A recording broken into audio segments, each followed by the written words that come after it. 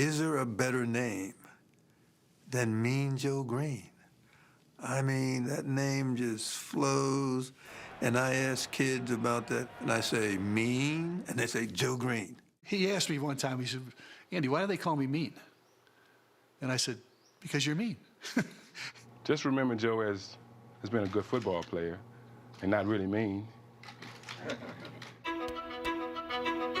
You're going to be a football player when you go away. Today is the best day of your life. Believe it. He might be the finest quarterback produced in the last 10 years. He used to be like, that's all I need. Fortunately for me, I didn't lose my life, didn't lose my job. Football convinced me that life is a team game. Rest of your life. Nobody can ever tell you that you couldn't do it.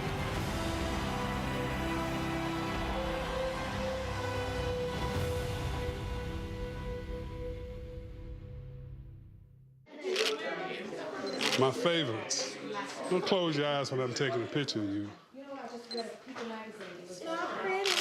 There you go. Oh, great.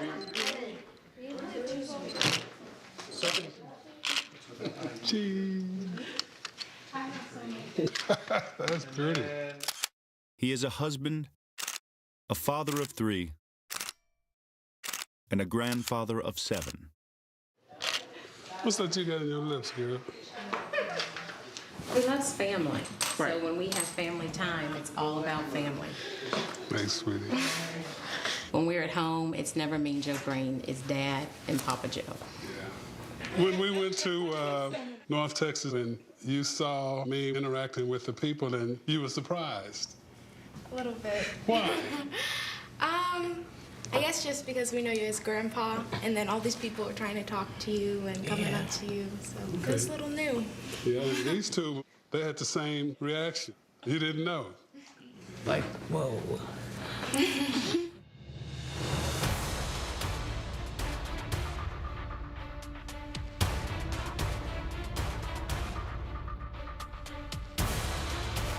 The man known to his family as Papa Joe was known to the world as Mean Joe. Long before he was a beloved grandfather, he was one of the most feared defenders in NFL history. In 13 seasons as a defensive tackle with the Pittsburgh Steelers, Joe Greene was a 10-time Pro Bowler, a 2-time Defensive Player of the Year, and a 4-time world champion. He became an NFL icon and a first-ballot Hall of Famer. Any special play that you remember that he made or game that you remember like, wow, that's pretty cool? When he fought the Eagles linemen.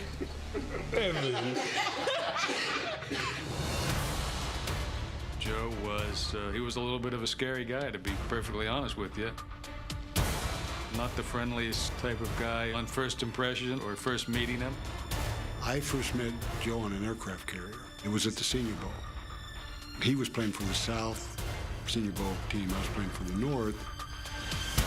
I just remember walking out on the deck of this aircraft carrier, and there were airplanes, and there was Joe Greene. And they were both impressive. It was just sort of a presence that was there and still is today. Growing up in Hawaii when I was a kid, and I started paying attention to football, it was guys like the Steel Curtain and Mean Joe Greene, who is here. Where's Mean Joe? There he is right there. Those were the guys that were playing, and so I became a Steelers fan. Greene was part of arguably football's greatest dynasty. The Steelers of the 70s featured 9 Hall of Fame players. Throughout the decades, one of football's most storied franchises has produced a long list of all-time great players. Yet to this day, there is one Steeler that stands above all others. There is nobody else out there that I would put ahead of Joe Greene. By far the best Steeler of all time. Joe was the guy. And it was an honor and a privilege, you know, to play with the greatest Steeler of all time. To the Pro Football Hall of Fame, Dan Rooney. When the Steelers owner was inducted into the Hall of Fame, he chose Joe Greene as his presenter. Because he was special. He did signify this team. He meant everything. Well, the way he performed, won, the way he carried himself on and off the field. He was it. He was the guy. We just wanted to make an announcement that this season we are going to officially retire Joe Greene's number 75. I think Joe is the obvious person from the 70s team to go first in terms of having this number retired. Joe stands as the beginning of reform and change for a football team and for a city. When Joe came, the Steelers were bad. They didn't look like they were going to get better. But Joe had that blue-collar work ethic. And he was the cornerstone of the defense. And so when the Steelers won their first Super Bowl, in the 4 Super Bowls we won in 6 years, I think Joe stands out as that foundation, the pillar that was the beginning of all of that. And so it's easy to see why they would select Joe as the all-time greatest Steeler. Is the greatest Steeler more Mean Joe? Golly. Or Papa Joe? Snapshots of his life reveal the true picture.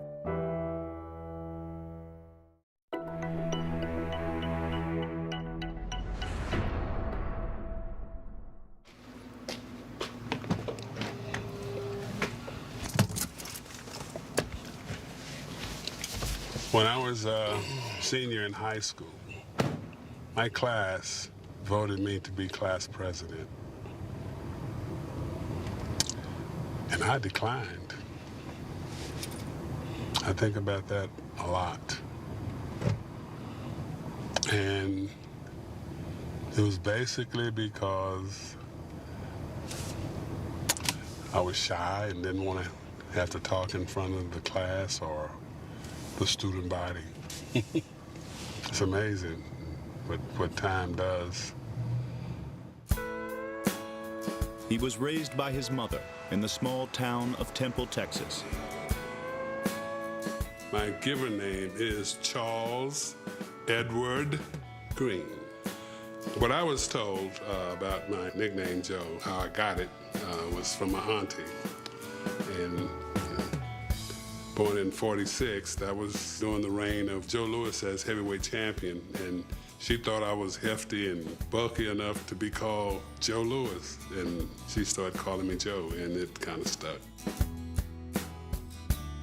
I was the big kid, and the amazing thing is that I recall these days when I used to leave school, I hit the door running, because there was always some kid older than me, but wasn't as large as me, wanting to get a reputation by beating me up. That happened a lot in the early years, 8th, 9th grade. He could get as much bullied and picked at as the rest of us. This guy's name was Speedy. He was about 2-3 years older than me, and he was a good-sized guy.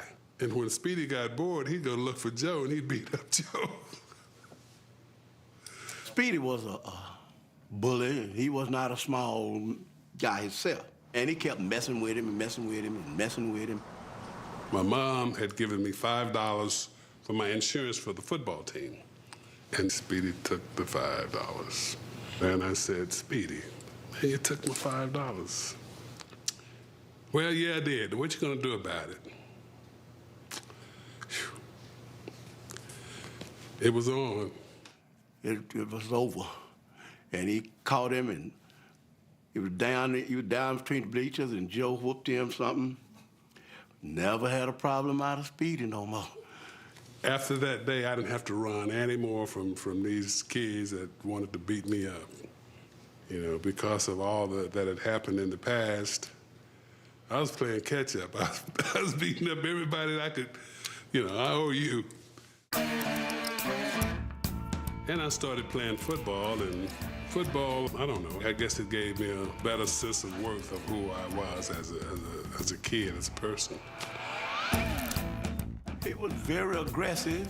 I remember one time we was playing this team, and we had this real good running back, and Joe hit him and drove him into the light post and busted the lights out of the light post. I thought they was gonna arrest Joe. he could go off. You know, he played mean. He was known for doing you. The thing that enraged me most was when we were losing. And I think that was it. The losing and the way I grew up, having to fight. So, in a nutshell, it was I wasn't really playing football, I was fighting. Greene moved on to North Texas State University, where the hot-headed player made a cool first impression on a fellow student. I was a freshman. He was a sophomore, and he came into the cafeteria and he was laughing, and I saw him laughing, and I said, that's the man I'm gonna marry. So I fell in love with him at first sight. So I asked around to see who he was dating, and then one of his homegirls introduced us. They said, oh, Joe is a really nice guy, but he's mean. Joe's a nice guy, but he's mean. I didn't ask them, but I wondered, how could a person be a very nice guy but be so mean? He was one of the nicest people I had ever met. In fact, he was probably the nicest guy I had met. He was actually really mean, you know. I could kind of motivate him a little bit, you know, for his playing, you know, because if I was back playing strong safety and I get back to Hull, I said, homeboy, I'm making too many tackles back here, you know. He said, well, they double team me, whatever. I said, I don't care. And then he would just go to work. He'd start beating up people. He did have the physical attributes to do whatever he wanted to do out there on the field. Just a matter of pushing that right button. My first ball game as a varsity player was when we played University of Texas at El Paso here. And we just had a great game defensively. That's when they started the Mean Green chant. They started chanting, Mean Green, you look so good to me. Before Joe set foot on his college field, the North Texas sports teams were nicknamed the Eagles. But the dominant defense he was part of inspired a name change. And ever since the late 60s, the school's teams have been known as the Mean Green. At the same time Greene was making a big impression on campus, tales of his North Texas heroics were making their way across the country. I remember I saw all the films and heard all the reports, you know, this Superman. And I was flying back from the West Coast with my wife, and I got off the plane and left my wife on the plane. I said, you can come with me, but I have to go see this guy alive. Every third down, you know, he would just completely destroy everybody around him. He had the athletic ability and the temperament. You know, he had it all. The shy kid, who had grown into a legend on the fields of Texas, was about to change the image of a franchise and a city.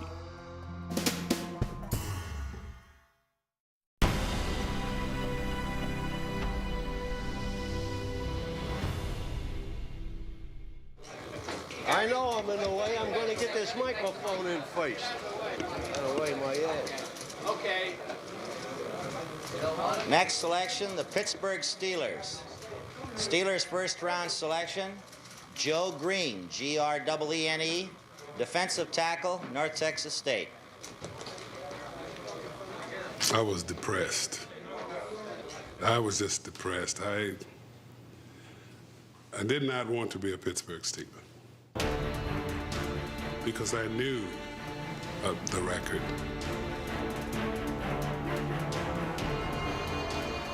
In 36 years of existence, the Pittsburgh Steelers had played in just one playoff game and lost it.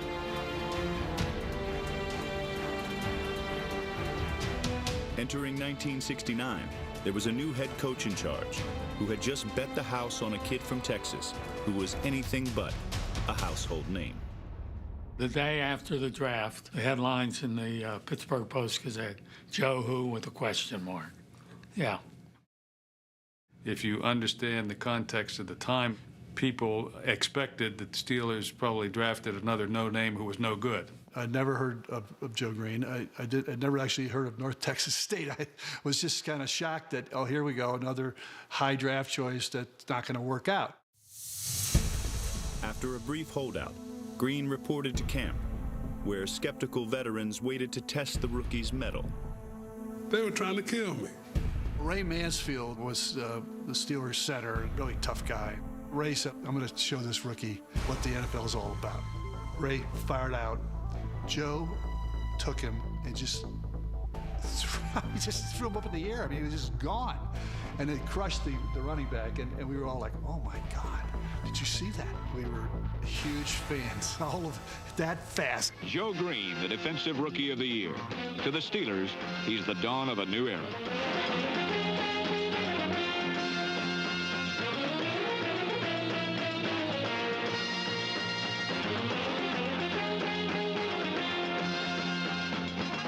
You know, you go back to the early films, he was so much better than a lot of the guys here. He was so much better.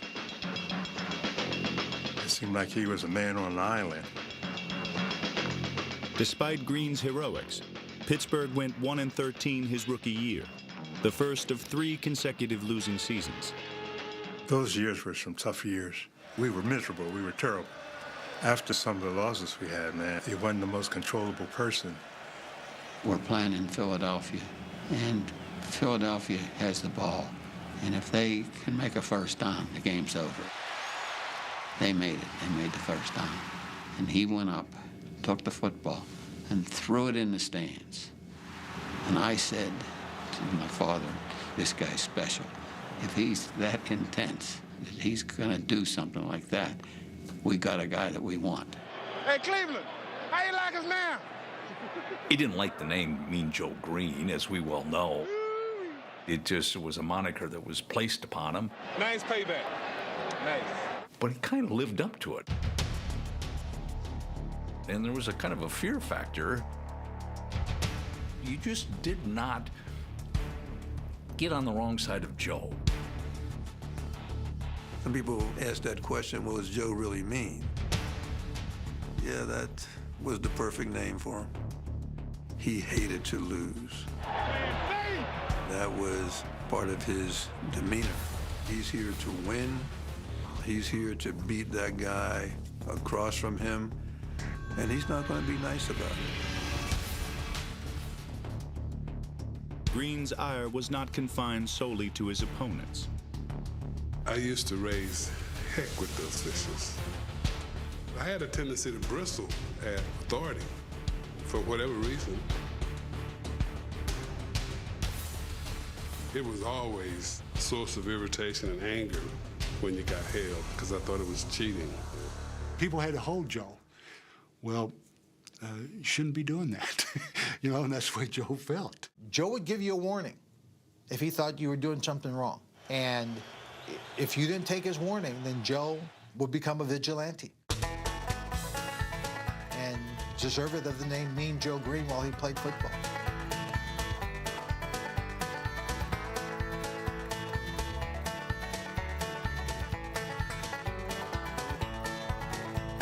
You got to remember, too, that was a different era. It would have been very interesting to see how Joe would have reacted to cable TV and talk radio today.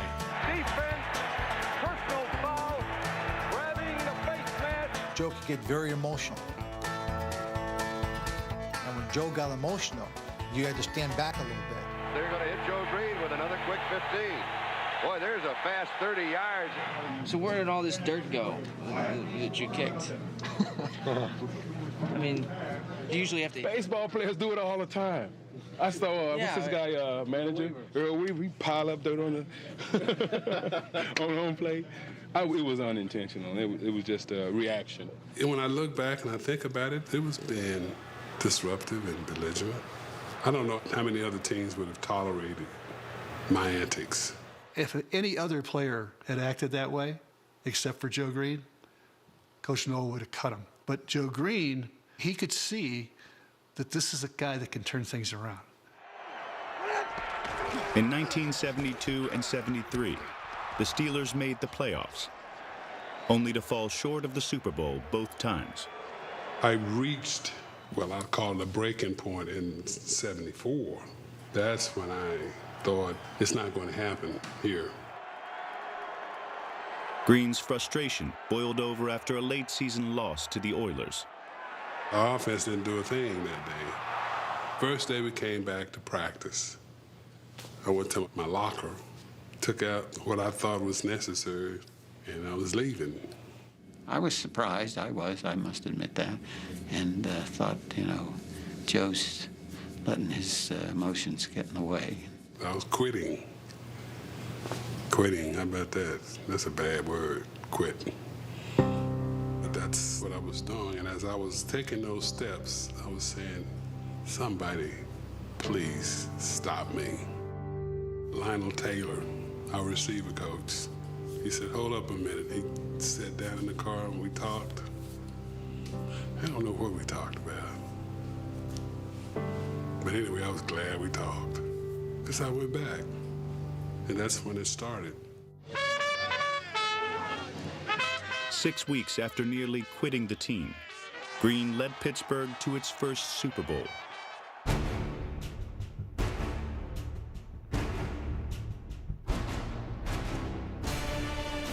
The Steelers' defense would hold the Vikings' offense scoreless and allow just 17 yards rushing.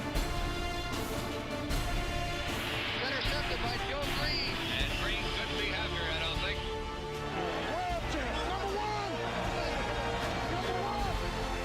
Walking amongst the guys, my head was this big. It felt that way. To be a Steeler and wear the black and gold, yeah, it was special. And I think the journey is what made it so sweet. All the 13 losses and the 1 in 13 was in my head, and the Pittsburgh Steelers, SOS, same old Steelers, golly, all of that stuff. That's what made that one so special, because it was the first, and it brought Pittsburgh into the picture of football teams in the National Football League that, okay, you got to deal with us now.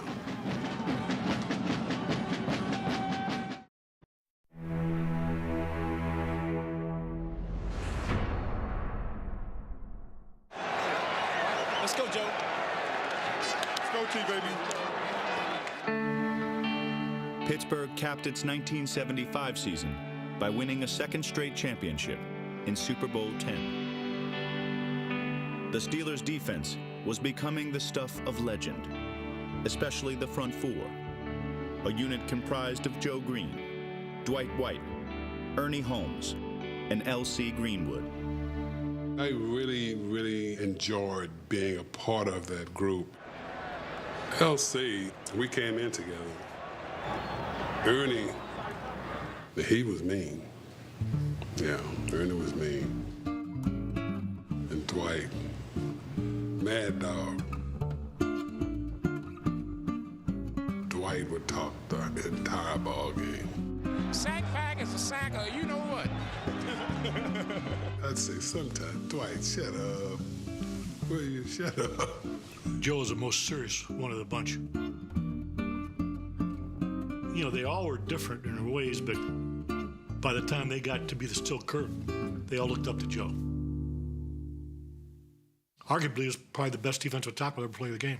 His hands were gigantic. They should tell the guys, don't put lazy hands on the guy. You want to put crushing hands, bruising hands. When you touch him, you want him to feel it.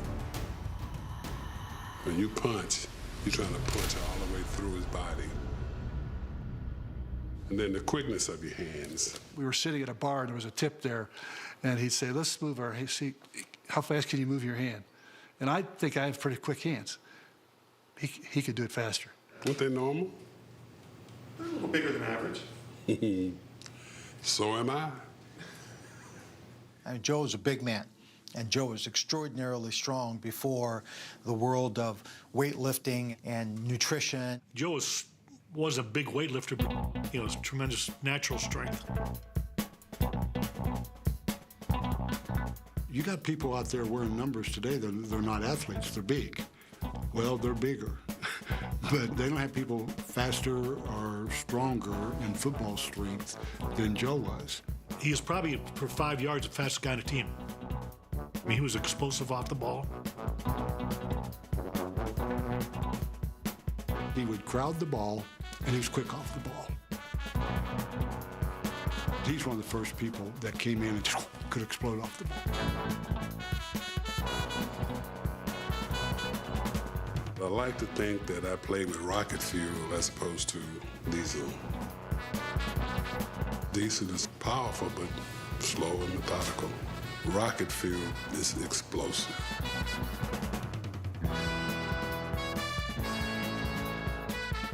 It's fast, it's quick. In layman terms, get after.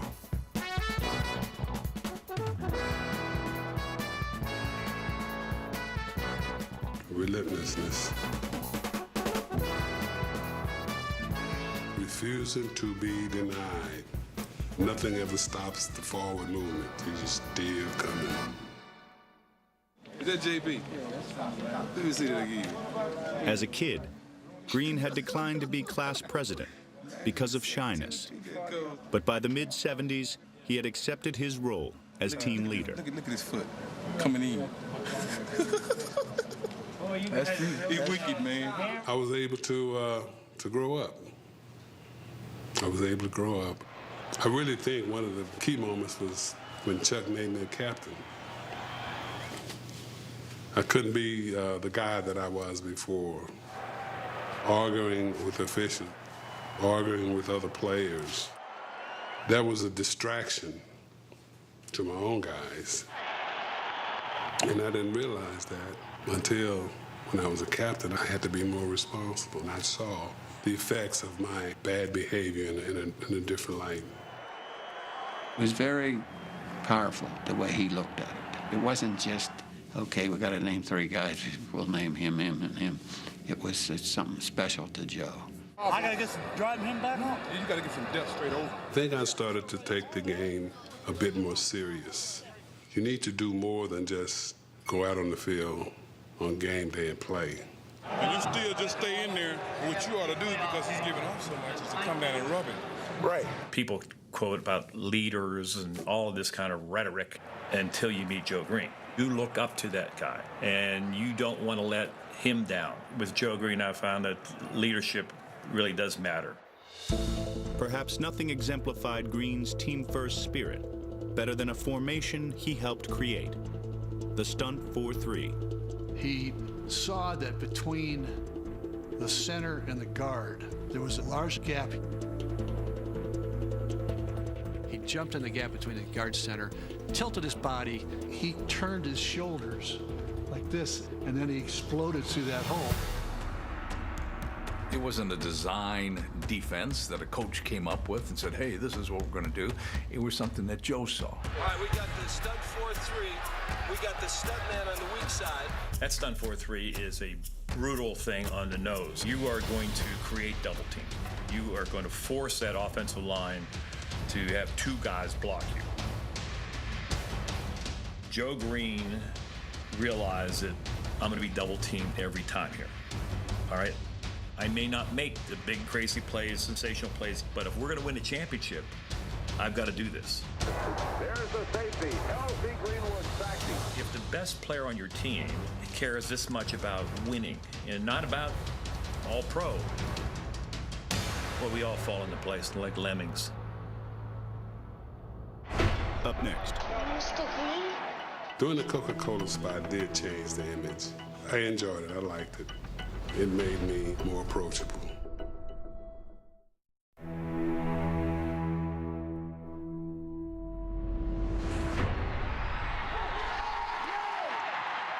Joe Greene and the Steelers celebrated 2 more Super Bowl championships as the NFL's dominant team of the decade. It was the kind of success that earned Joe a number of roles in 1970s action movies, as Hollywood cashed in on his tough guy image. I just saw portions of the Black Six recently, and one of the guys, he put it on the big screen up there, and we had a good time laughing at it. Lady Coco, I was a sniper. I was supposed to kill Lola Falana, but I never said a word. It wasn't much to see in Smokey. Get out of there, you son of a bitch! Or you're gonna have a penalty flag hanging out of your ass! Now, that's been tried before. But your possibility for success is extremely remote. They're forgettable, aren't they? Human nature is that you want to see yourself in a good light. And I didn't think that was a good light. Greene's rugged public persona and life changed dramatically after being selected for a television commercial by Madison Avenue creative wizard Penny Hawkey.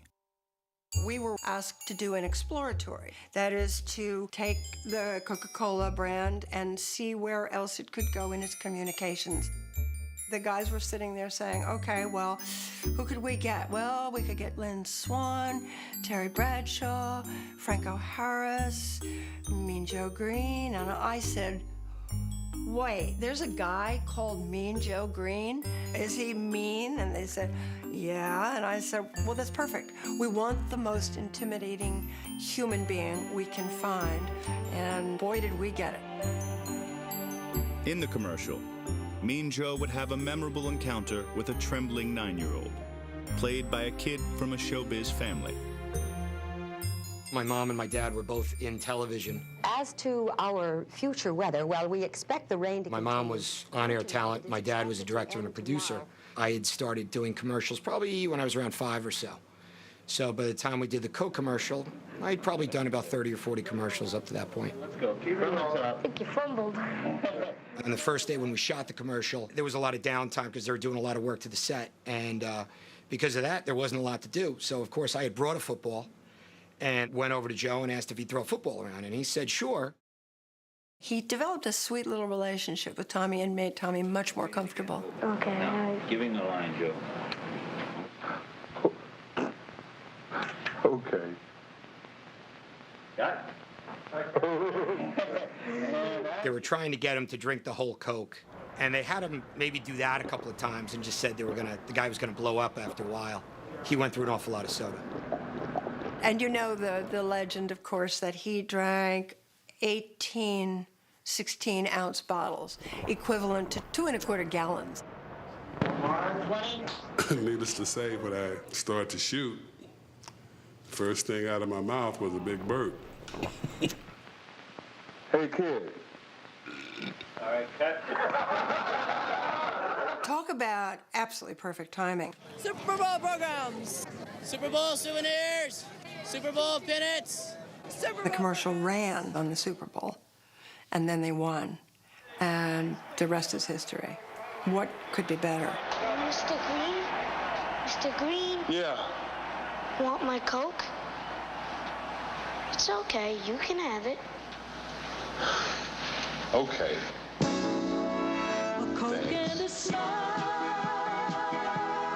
makes me feel good, makes me feel nice. Year round. That's the way it should be. I like to see. Hey, kid. The whole world is smiling with me. Coca-Cola as life. Have a Coke and Thanks, Mean Joe. smile. Joe Greene was probably the first black male that was cast for a national brand. It was the fact that he was black and the little boy was white. It was a shock at that time, and people experienced it and really resonated to it. I don't know where that jersey went. I don't know if Joe took it back or who got it. I do know that that Christmas I got a package, and it was a signed Mean Joe Greene jersey that I still have to this day. Joe and Tom have kept in touch ever since. But he was not the only child whose life would be positively influenced by Joe Greene. I think it changed our lives a lot. It changed Joe's personality a lot. Because so many kids were looking up to him, he decided he really wanted to be a role model for the kids. I think Mean Joe Greene should be called Sweet Joe Greene. Because he always smiles and he looks sweet. And he's really nice. appeared with the Muppets and probably Elmo and was on children's TV shows. Well, you know, I used to be afraid of my own shadow, and then everybody told me that was silly. What are you afraid of? Well, lots of things. Like the whole offensive line of the Rams jumping on me. Yeah? We'd be walking around and little old ladies that I know didn't know anything about football would come up to Joe and talk to him. Listen, you're not a mean guy. He's just a big old teddy bear. Doing the Coca-Cola spot did change the image. I enjoyed it. I liked it. It made me more approachable. To this day, I'm still rather amazed. I mean, it's the commercial that will not die. Mr. Greene? Mr. Greene? Yeah. Want my Downy Unstoppables? Laundry smells good for a long time. Okay. See you around. Hey, kid. Catch. Wow. No thanks, Mean Joe. Last time I'm doing this. Coming up. Someone would say, Mean Joe Greene. I said, no, he's gone. That guy that played ball has been gone a long time.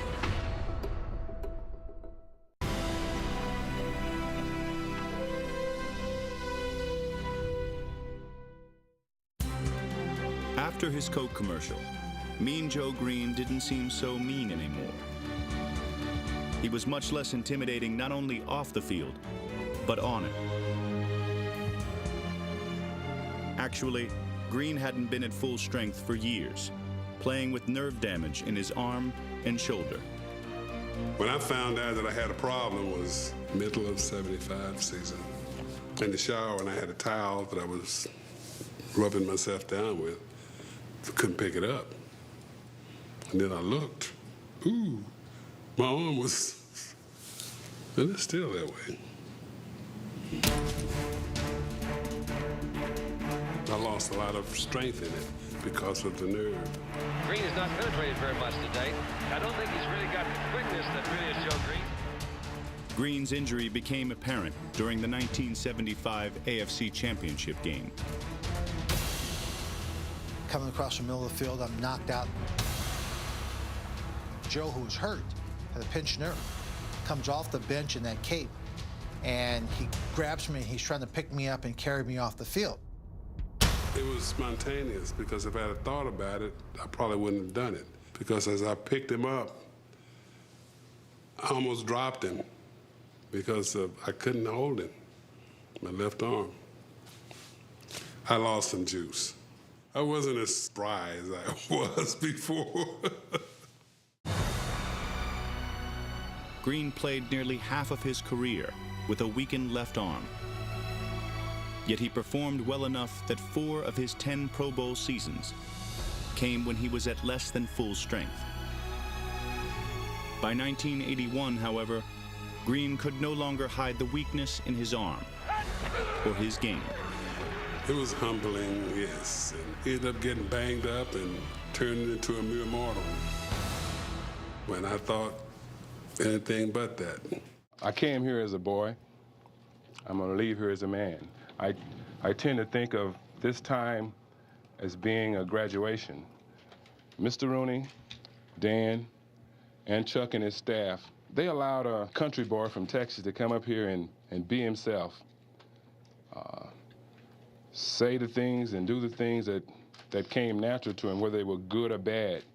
The negative, as it is with the positive, was a part of my growing up, a part of the maturing of Joe Greene. And I worked very hard for 13 years, and it is time for me to do something else.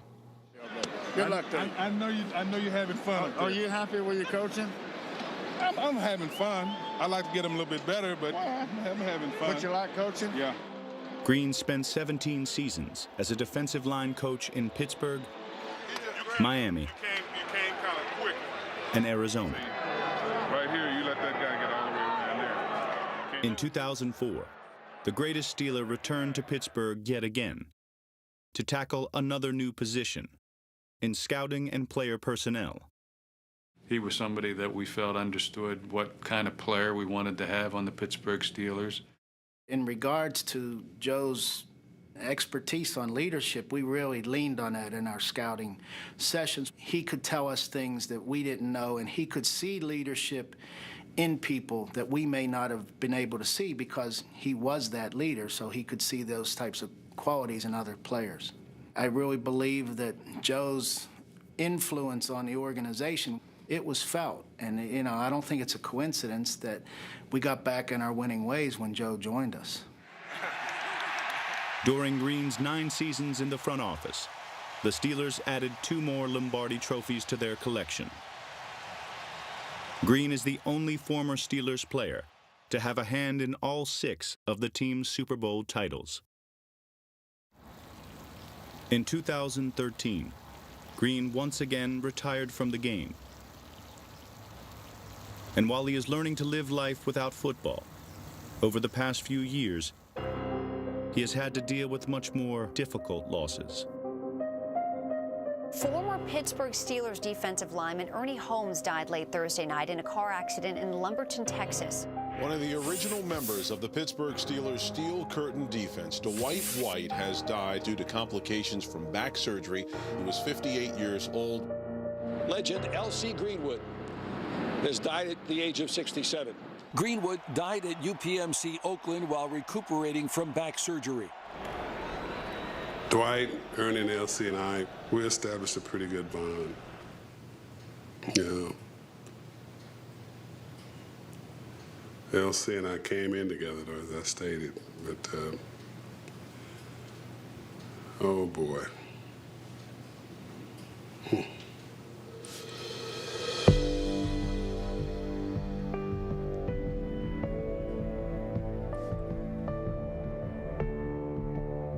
I'll keep them alive. I'll keep them alive with the memories.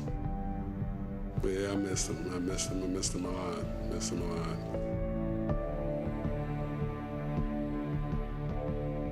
In June of 2014, Greene said goodbye to another good friend, his Hall of Fame coach, Chuck Noll.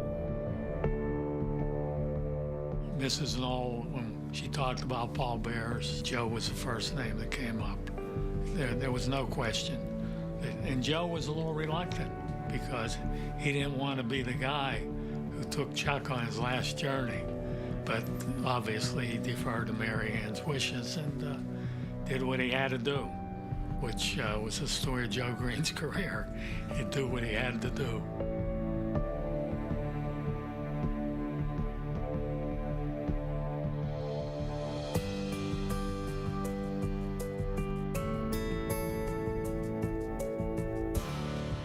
Think of me as a football player, I would like for people to think that I put it on the line every time. Good or bad, win or lose, put it on the line.